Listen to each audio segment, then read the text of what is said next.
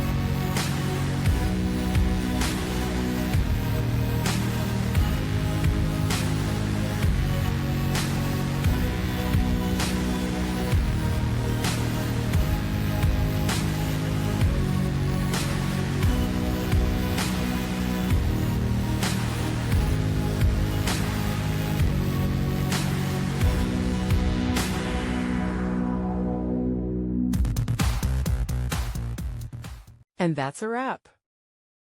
I hope you found the answer you were looking for. If you did, take a second to hit that subscribe button. It really helps out. And let me know in the comments which solution worked best for you. See you next time in the debug zone.